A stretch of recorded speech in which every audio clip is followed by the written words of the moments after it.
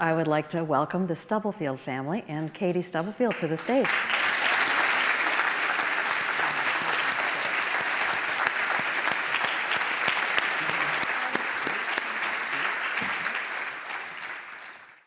Well, thank you all so much for being here. We really appreciate your willingness to share your story.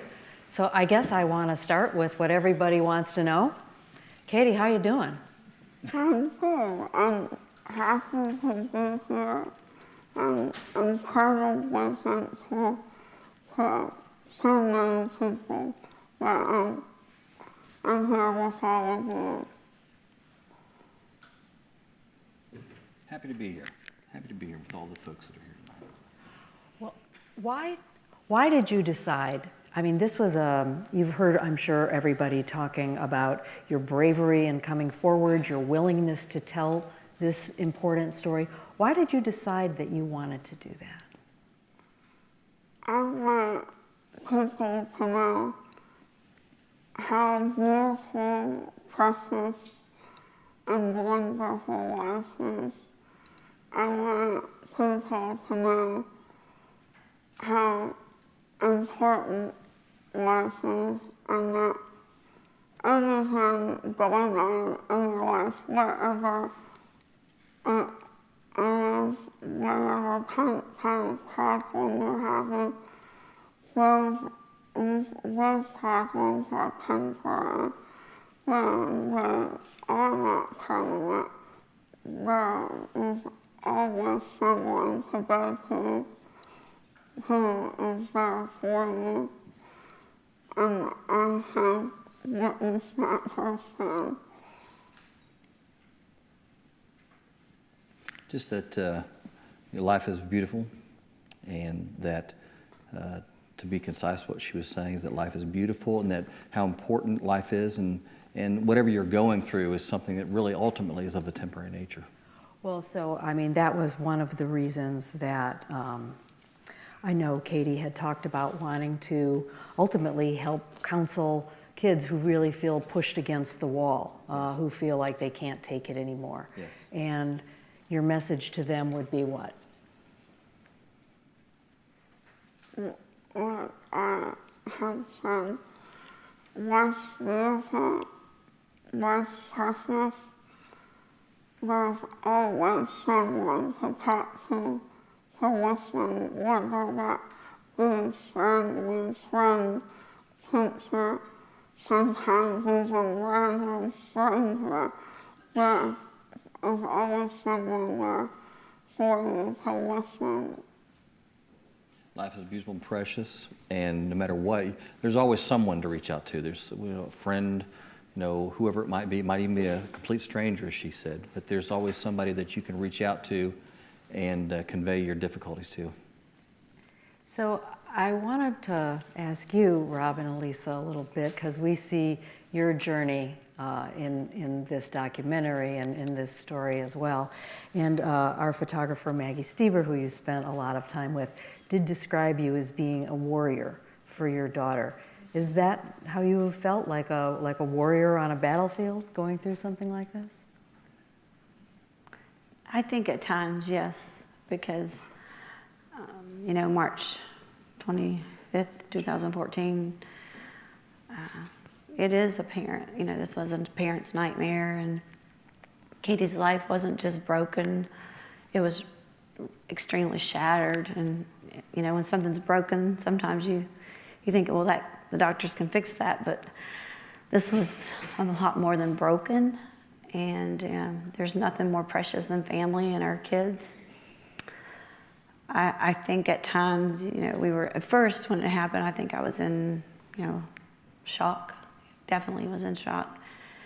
And then I didn't realize to the extent until Memphis one day, they asked us to see our daughter's face. And I didn't realize the extent, because I was just thinking, oh, sure, they can mend it, plastic surgery, And this is when you went right after the shooting first happened, and you were in Memphis. Yeah, I don't think I realized the extent because she was covered. I just knew that things were very. It was very fragile.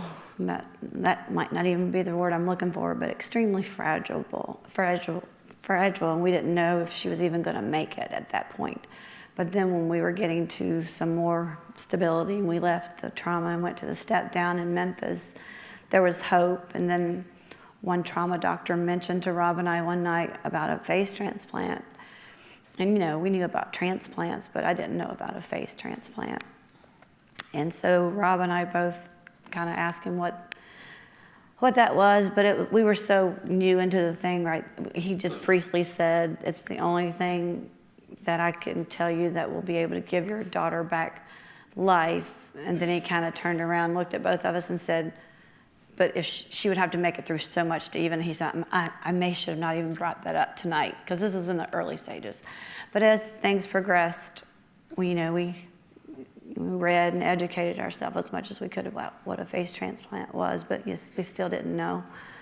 But yeah, it's back to your question about being a warrior. I mean, yeah, you'll do anything to fight for your kids. And you know, I told Rob one time, I said, if I wasn't so old, I could exchange. You know, you're one of those moms that you would just do anything for your kid. You know, there's just nothing you wouldn't do for your kid. And but when we got here to the clinic, you know, I know Dr. Gassman was probably wondering, you know, what we got to forget about a face transplant. We got to keep her alive. She was very fragile.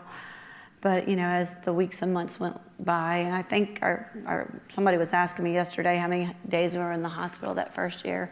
I think it was about 258 straight before we got out.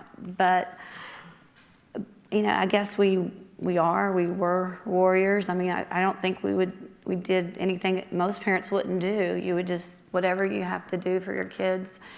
And you know, the miracle of Katie too is that neurologically she's there. She will get to go to college.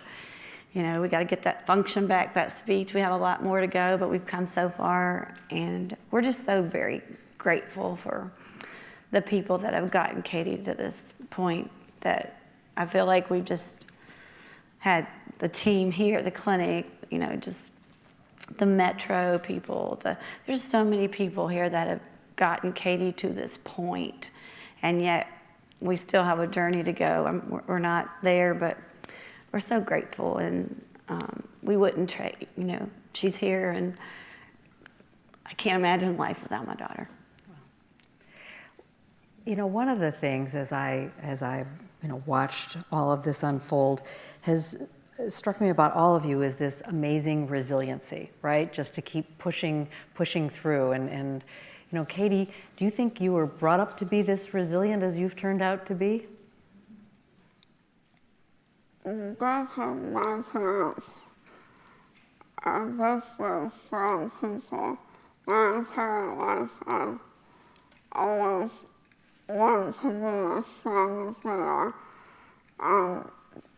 Totally not. I've always wanted to be as strong as my parents are. But, and then, I'm not just saying this, my parents truly are incredible people.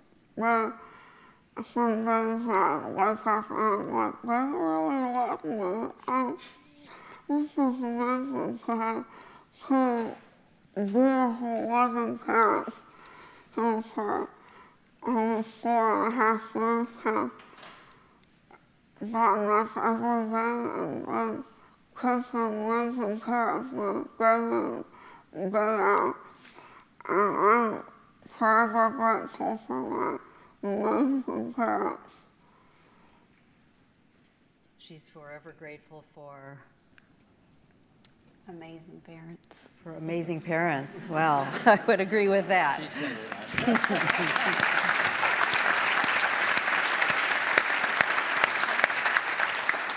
But Rob, tell me a little more about what she said. I know that's how she concluded. Well, we raised our kids to live life to the fullest. Katie just happened to take that literally. When she was young, I've shared this with different people, but when she was young, she started playing soccer when she was 4 years old. And she was, to illustrate it, which really speaks volumes of the rest of her life till today. You know, she's playing soccer when she's 4 years old, and with boys and girls in organized soccer leagues. And we had a family member at the time who taught her, and some of you may understand this language, taught her how to dip her shoulder against an opponent and take them out. At a halftime at one of her soccer games when she's 4 years old, her coach, I'll never forget it, they're sitting there drinking their little sippy cups, things like that, and taking a break, and the coach says, Katie, I need you to do me a favor, honey, in the second half. I need you to take it easy on the opponents because the mamas are complaining that you're hurting their little boys. and they would go on to call her the bulldozer. But it just, you know, she was just, she was stubborn as a mule, but in a good way. But she just had a lot of resiliency of life. She approached life with everything. Very passionate individual. Sure, we would love to take credit for it, but you can't take credit for something that is just innate in her, in the spirit of this human being. Her faith, her determination about life. And when you have that type of personality, you know, it can also be, your strength can be your weakness. And I think she had a moment of that weakness when she was injured. And also, I believe, instantaneously, if you would, it kind of turned on a dime to where that same thing that seemed to work against her was also the same thing that has carried her through, even through till tonight. Well, so this is going to be my last question, and what I'd like to do is invite people who have questions for our entire panel. We've got microphones on either side, and I believe there's a roving mic as well. But while they're lining up, I wanted to ask you all, so what is next in this process? I think, you know, everybody is pulling for you, everybody, you know, wants the very best, and I think people are also just curious about, well, now what? Well, I think practically speaking, in the next couple of weeks, we finally are moving out of the Ronald McDonald House. And, you know, to those who are from Ronald McDonald House, thanks for your patience.